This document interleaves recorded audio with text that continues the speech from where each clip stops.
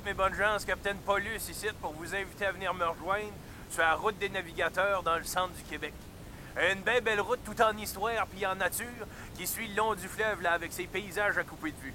En venant me rejoindre, dans le fond, j'ai bien l'intention de vous montrer comment c'est faire que les gens d'ici ont leurs racines de pris dans le fleuve.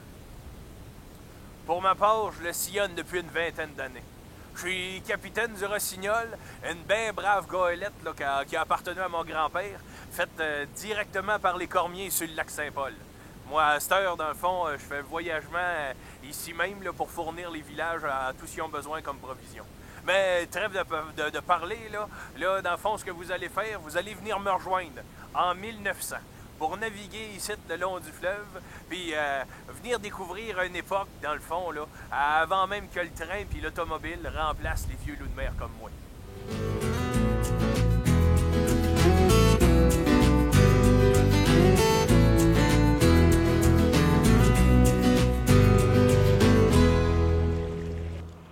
C'est ici que commence notre voyage, à la limite ouest du lac Saint-Pierre, à Saint-François-du-Lac. Un lieu qui, pendant longtemps, a été vraiment redouté de la part de tous les rafman qui descendaient de la rivière des Gatineaux, qui se rendaient jusqu'au chantier naval de Québec. En même temps, c'est un peu normal. Hein? À partir du moment où est-ce que vous arrivez, là, à partir des îles de Sorel jusqu'ici, si les rafman ont le malheur de continuer alors que la température n'est pas clémente, ben, il y a bien des chances que le raf se ramasse à revirer de bord à cause de la vague, de la houle puis toutes ces affaires-là. Ben, un bon nombre d'entre eux ont perdu leur vie, d'ailleurs. Fait qu'à partir de ce moment-là, il leur fallait attendre que la température soit belle avant de continuer. Puis, bien sûr, à partir de ce moment-là, tout allait bien. En même temps, c'est aussi de par ici que la navigation a commencé à ralentir dans le bout. Le train qui arrivait de Montréal se rendait jusqu'ici à Saint-François-du-Lac. À partir de ce moment-là, il faut bien comprendre que toute la navigation puis tout ce qui était amené par navire, ben à ce moment-là, ça arrivait plutôt par train.